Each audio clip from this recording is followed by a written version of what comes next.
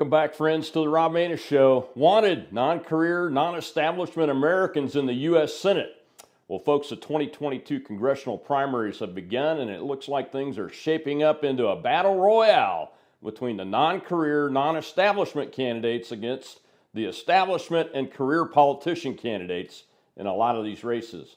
We've had our eye on Ohio for quite some time, as the GOP primary there has a mix of non-career, establishment, and career politicians running against each other. At least three of them, by our judgment, are capable of winning in the general election. But one Marine veteran and author really stands out. His name is JD Vance. He's the author of the book Hillbilly Elegy and a Marine who deployed to Iraq. What really stands out to us is not those bits of his bio, but his policy positions at a time when our country's in grave danger from a literal invasion through our southern border, over 100,000 fentanyl overdose deaths last year caused by China, and the U.S. Congress passing $14.2 billion in aid to Ukraine while giving none to Border Patrol, and increases to that. The American people desperately need more men and women who have the courage to stand up to the elites, the establishment Uniparty power brokers, and America's enemies from a position in the U.S. Senate. That is why we have a man who is demonstrating this courage every day as our guest, Mr. Vance, on the show today. JD, welcome to the Rob Maness Show, sir. Thanks, Colonel. Thanks for having me. Yeah, thanks for coming on. I know you're very busy, so let's get right to it. I'm going to forgo my normal question on why you're running, because I think most people know at this point in our country why normal Americans, average Americans that have never been in politics and that kind of stuff are doing this. Let's start with illegal immigration and border security. Where are you at on the spectrum of policy from an immigration perspective? Yeah, it comes down pretty hard on the restrictionist side, just because I think, if you don't have borders and you don't have control over who comes into your country, you don't actually have a real country. In particular, there are a few things that are going on at the southern border that don't get nearly enough media attention. I mean, it's kind of crazy to think about what's happening at the southern border, how much the media covers that versus how much round-the-clock coverage we have in the Ukraine-Russia situation. And, so three big things worry me. The first is you have a real explosion of violent crime coming into the country across the southern border. If you go 3 or 4 miles south of the U.S. border, unfortunately, even 3 or 4 miles north of the border, you start to see some really serious gang activity happening. And of course, that's filtering its way up, even into my home state of Ohio, where I'm running for the Senate here. I talk to police officers all the time who are shocked when they arrest somebody and find out that they're on the FBI's list of Mexican drug cartels. That's happening right now because of our border policies. The second thing that's happening is you've got really an explosion of sex trafficking into our communities. So I talked to a woman in Youngstown, Ohio, probably 3 or so months ago, because we just had a baby a couple months ago. It was right before our third baby was born. And she had picked up 13 and 14-year-old Guatemalan boys who had been brought into this country illegally, sold into sex slavery in Youngstown, Ohio, right? Sort of shows how evil these people are and how significant of a problem it is. And then finally, you've got the leading cause of death among 18 to 45-year-olds in this country is drugs. And most of those drugs it's Chinese fentanyl that's then brought into Mexico and shipped into our country by the Mexican drug cartels. All three of those problems have gotten worse given what's going on with the southern border. And unfortunately, too few of our leaders are willing to call it out. It's one of the main reasons why I'm running for this office in the first place. Yeah, I think it's very important to reiterate 100,000 overdose deaths a year from fentanyl, and that fentanyl comes from China through the cartels through Mexico. 100,000, man. I mean, that is, a few years ago, 2 years ago, it was 70,000. We used to kill 60,000 people a year in car accidents before the airbags and the technology got really good, and it's down in the 30s now, I think. And we're killing 100,000, probably most of them young people, a year, and it's like nobody gives a damn. That's right. Where in the hell are the politicians that are supposed to be setting the policies to address this stuff? Yeah, they're asleep, or they're focused on Russia and Ukraine right now. I mean, right? That's really what's going on. And the way that I think about this is, imagine so we obviously hopefully coming down to the end of this COVID madness over the past couple of years, Mm-hmm. and think about every time someone died of COVID, it was a major story in local media, right? I mean, it really was a constant reminder of the virus that was spreading across the country and spreading across our communities. Think about what would happen if you had a CNN ticker for every single time somebody died of a fentanyl overdose in this country, and a reminder that the cause of that fentanyl death was our lawless southern border. I think you'd actually have a country that recognized what a serious problem this was, or at least a media leadership. I think most people in our country actually do get what a serious problem this is. A couple of things I proposed is one, let's declare these Mexican drug cartels terrorist organizations, allow the U.S. military to really go to the southern border and do some real work on these people, right? It's the drug problem, but it's also the sex trafficking problem. It's the cartels who have gotten rich from the sex trafficking issue. The second thing I proposed is we got to stop the incentive for people to come into this country illegally in the first place. And we know one of the reasons that that's happening is because we're a generous country, right? We provide a lot of welfare benefits at the state and federal level to people who come here legally. So why don't we just cut that off, right? Why don't we say you cannot get any welfare benefits in this country unless you yourself are a U.S. citizen and can provide proper proof of that? I think that would stop the flow of people, because it's that lawlessness, right? It's that reason that people come to this country in the first place that has given our country over the drug cartels at the southern border. We got to stop it, right? We really got to stop it, because it is the thing that will transform this country. We don't talk enough about this either, but if you think about, let's say, 200,000 illegal aliens into this country every single month, that's 10 to 15 million over the course of Joe Biden's 4-year term, hoping to God that he only serves one 4-year term. You add that on to the 15, 20 million illegal aliens we already have, you're talking about close to 30 million people, Colonel. What happens when all those people are given the right to the vote, as the Democrats want to do, right? That is the end of any conservative being able to win a national election in this country. It permanently transforms our public services, our hospital systems, our welfare system. You cannot let this happen if you want to still live in the United States of America. And I think, unfortunately, that's what the Democrats are trying to do. They're trying to transform the country that we're living in, turn it into something else so that they can control it even more. Yeah, to me, it's about power for the people that are in power, and yeah, a lot of that's Democrat, but there's a lot of it on the other side of the aisle too. That's why in my intro you heard me use the term Uniparty. I started calling people like Mitch McConnell and those types the Uniparty years ago, because they seem to favor helping each other out than to help America out and the Americans. Even though I get it, folks. Honorable service and all that, but you can still be focused on the wrong things, and they're focused on their power, and they're focused on silly things too, JD. Like you just talked about a smart policy of putting our military down on our border, maybe even, and you didn't mention this, but as you were talking, I was like, I bet you know what? Mexico would probably welcome our remotely piloted vehicles come in there and take out some of those guys in their cartel, because they're in a literal combat zone. I saw in the media the Laredo Mexican town south of Laredo, Texas, is like having full-blown firefights in the middle of the night between citizens and the cartel, which a lot of them are cops, quite frankly.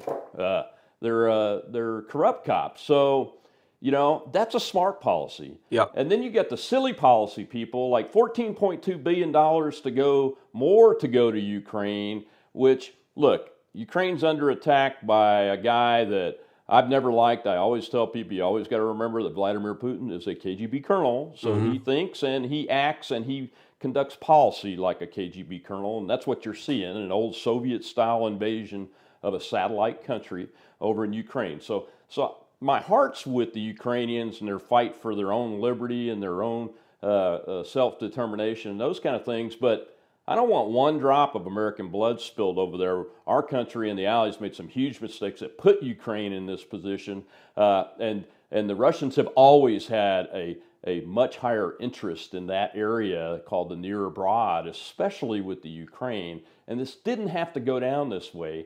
And you've got people in this U.S. Senate and the U.S. Congress that have literally almost unanimously voted to send all this money, and a lot of them even want a no-fly zone over there. Now, I'm an Air Force guy, so I know what a no-fly zone is war. That's a war act because you're going to shoot at somebody, and somebody's going to shoot at you in order to come into the airspace and conduct their mission. Where are you at on all this, and have you called these folks out?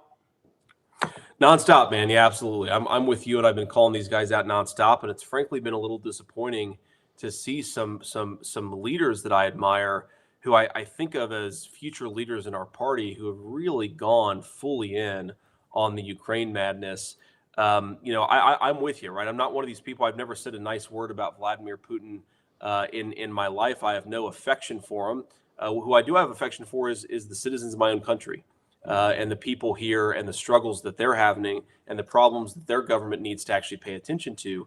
And, one of the annoying things that always happens when I say, well, look, we need to focus on our own problems and not on the problems of a country 6,000 miles away, is people say, well, you can walk and chew gum at the same time. And my response is, well, if we can walk and chew gum at the same time, why aren't we? Right? If we can send $14 billion to the Ukrainians, why can't we send twice that much to our own southern border to ensure that our people stop dying of fentanyl overdoses, right? This is just crazy that we're so focused on this problem.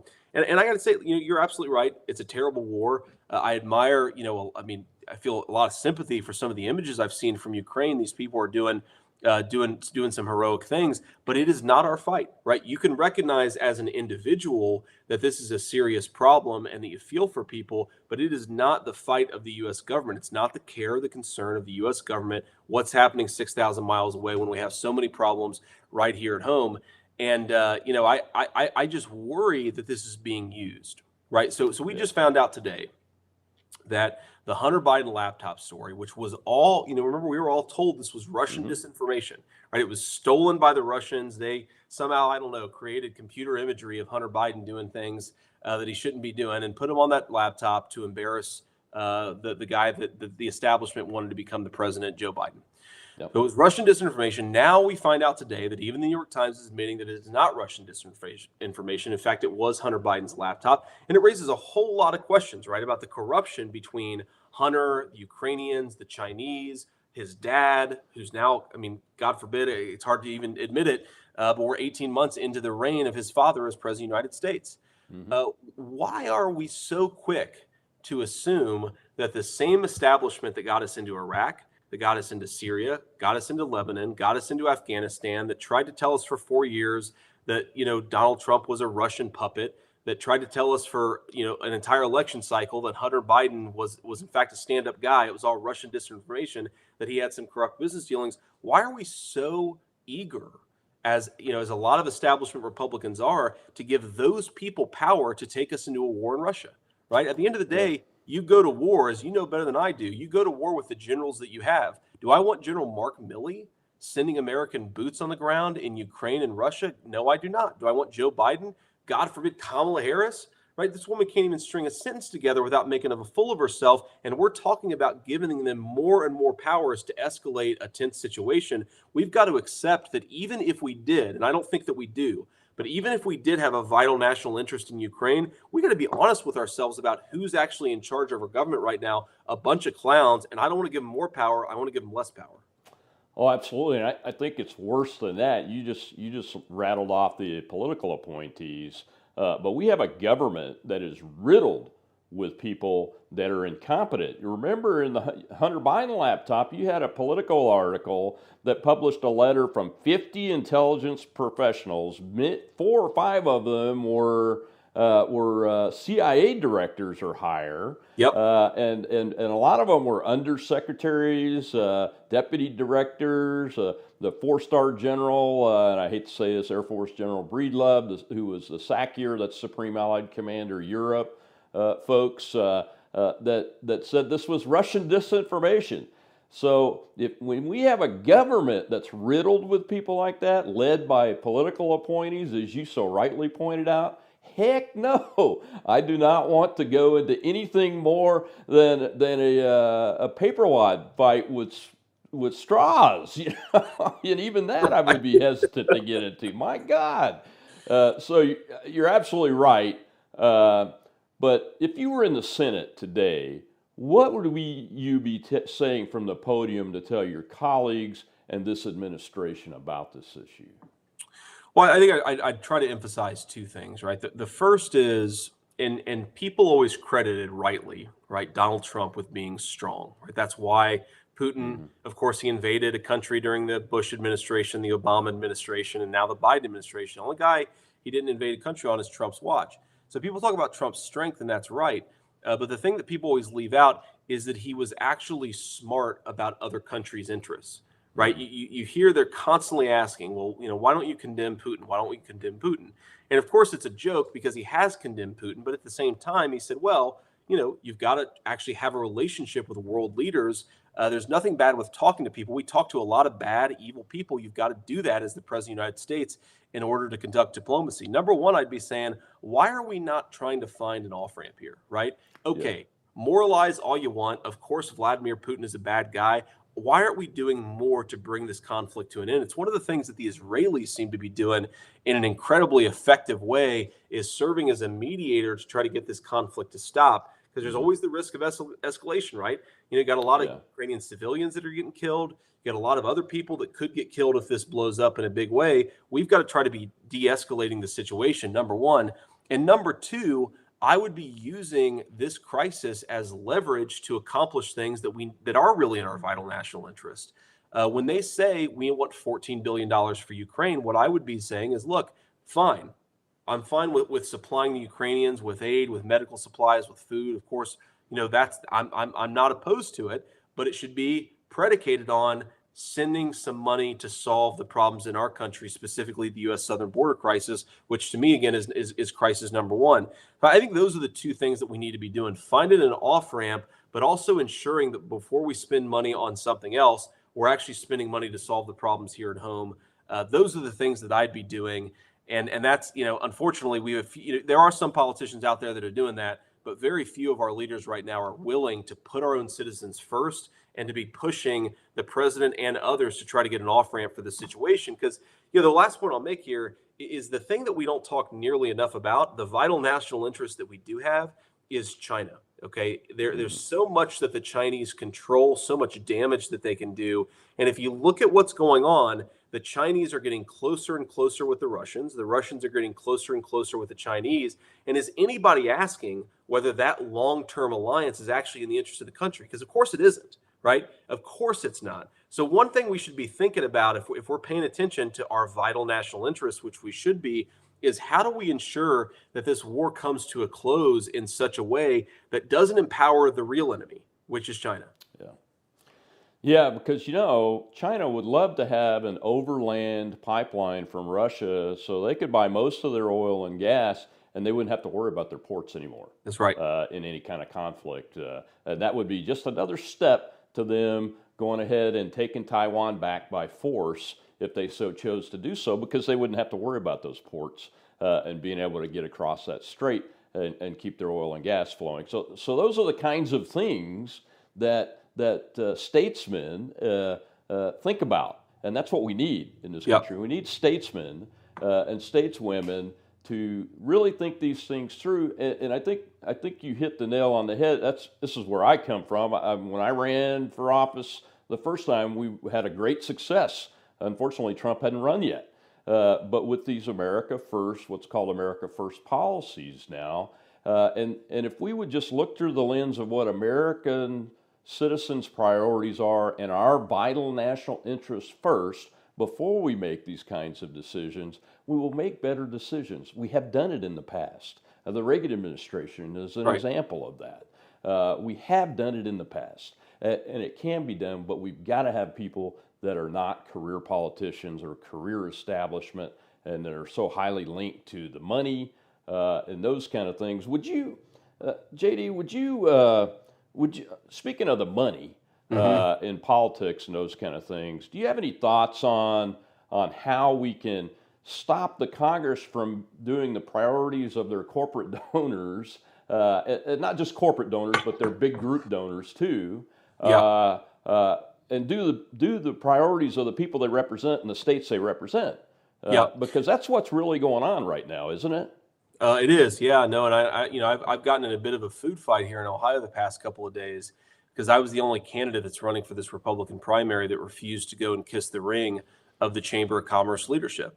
Of course, you got a lot of good Chamber of Commerce members, a lot of small businesses that are employing people in our communities, Mhm. but the leadership of the Chamber of Commerce here in Ohio is a disaster, right? It's led by basically a liberal Republican who's pretty radical on a lot of these corporate woke policies where he's getting big businesses involved in social issues like Mhm. transgenderism and voter ID and a bunch of crazy stuff where even if you don't agree with me, and of course I don't like girls playing or boys playing girls sports, and I'm very pro-life.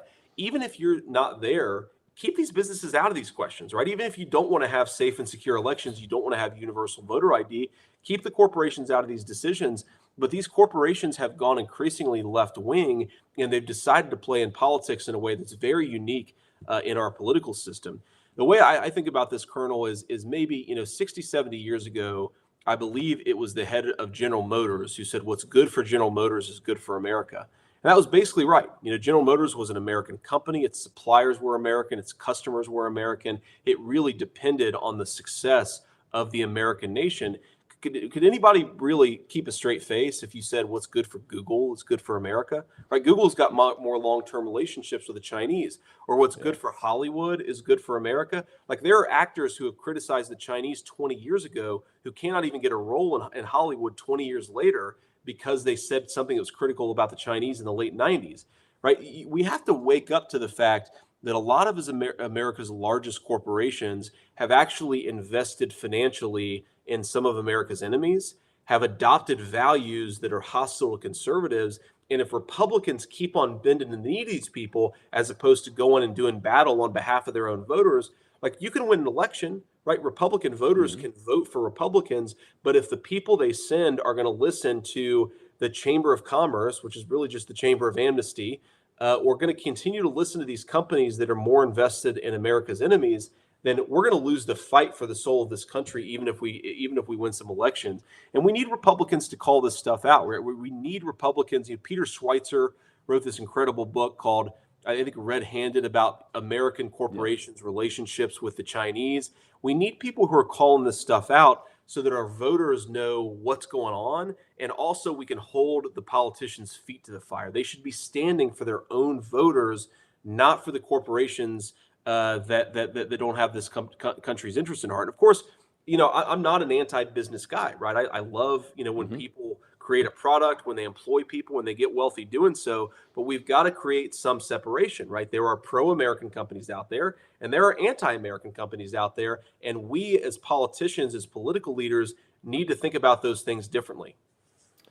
Yeah, the Chinese companies that can be listed on the American Stock Exchange, maybe you can take this on as one of your policy studies. Those companies are really owned by the Chinese Communist Right. Party or the PLA, sometimes both. The PLA is the People's Liberation Army folks. But they don't have to stand up to the rigorous auditing requirements that American companies do. And when President Trump tried to get them delisted because they're communist Chinese companies, the Americans with the power, the money in New York, That's right. fought against it, and they're still fighting against it. Yeah. Have you looked into that, and do you have any ideas or thoughts going that direction, and any Yeah. other China Yeah. policy that we need to take on that we're not doing? Yeah, a few things we need to do. I mean, I think you just mentioned one of his smarter policies. We need to actually encourage that, promote Hmm. that, turn that into law, and not just something that's a good idea that a lot of our corporate leaders have let die on the vine. We got to put tariffs on a lot of these companies that are doing business with the Chinese when they try to bring their products back into our markets. We got to be willing to penalize them for having done business with the Chinese in the first place. A thing that we really got to be careful about is the amount of our country that Chinese investors are buying up. So there are major cities in this country where it's almost impossible for a young family to buy a single family home because Wall Street banks backed with Chinese money are buying up all the single family homes.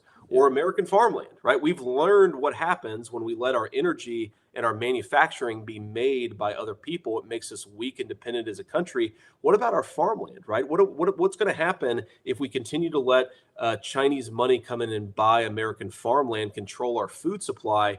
We at the end of the day, our founding fathers recognized this constitutional republic only works when we're a people of owners, right? When we actually own a stake in the future of this country.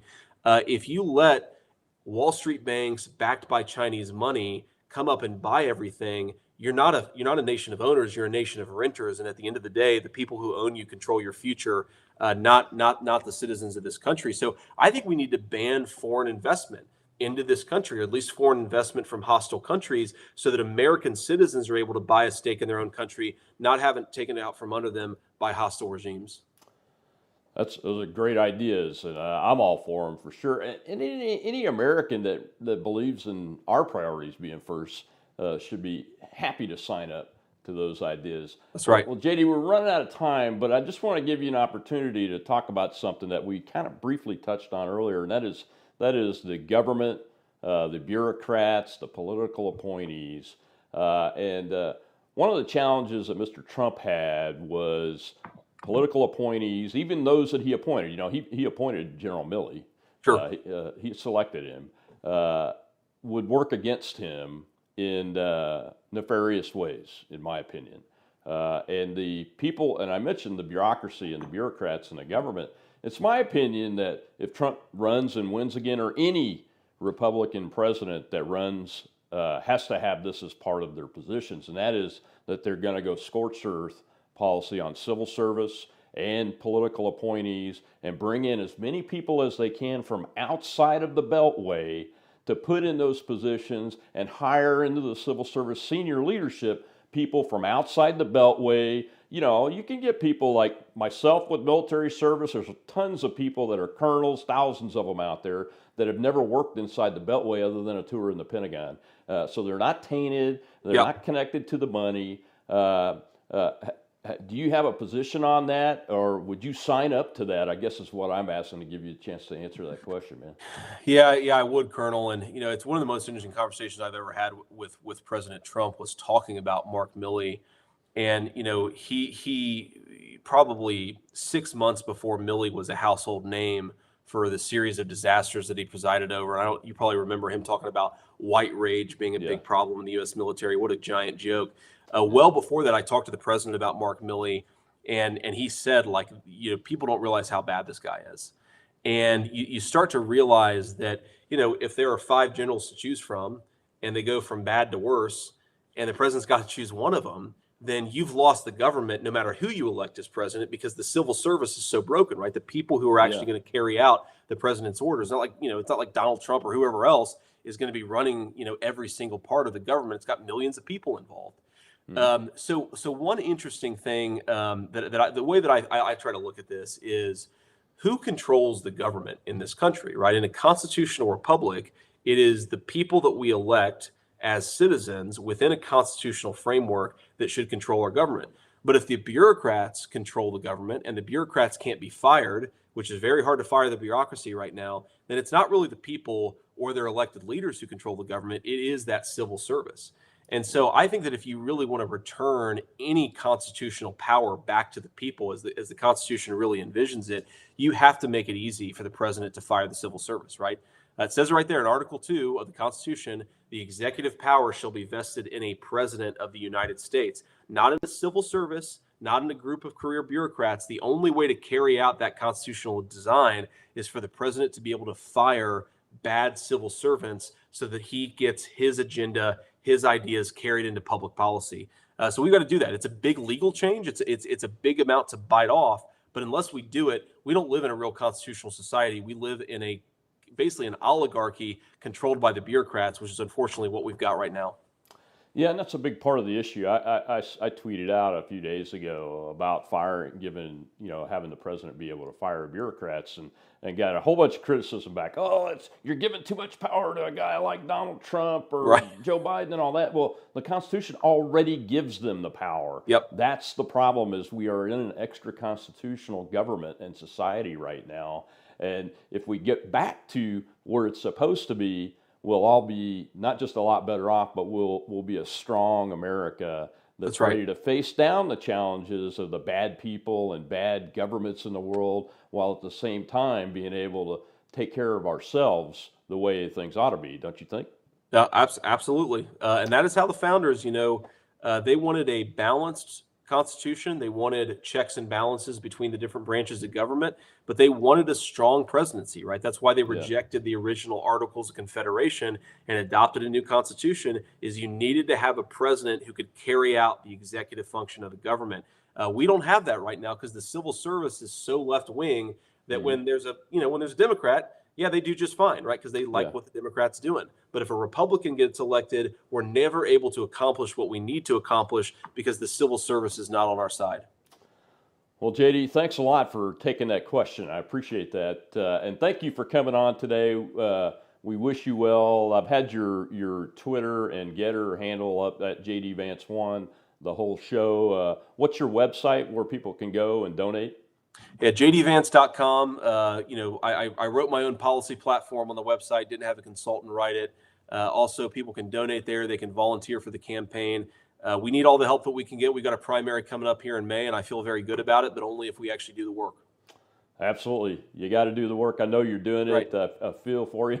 My family and I have your family and you in our prayers, and we really appreciate you stepping up to help get America back on the track that it should have stayed on, but we can get it back there. So thank you very much, JD. Thanks, Colonel. Take care. Yep, take care. Well, folks, that's Ohio Senate candidate Republican JD Vance, a Marine veteran who is America first, and I think the best candidate in the Republican primary, as he mentioned, is coming up in May, and y'all need to get to that website and help him out. Until next week, I'm Rob Maness.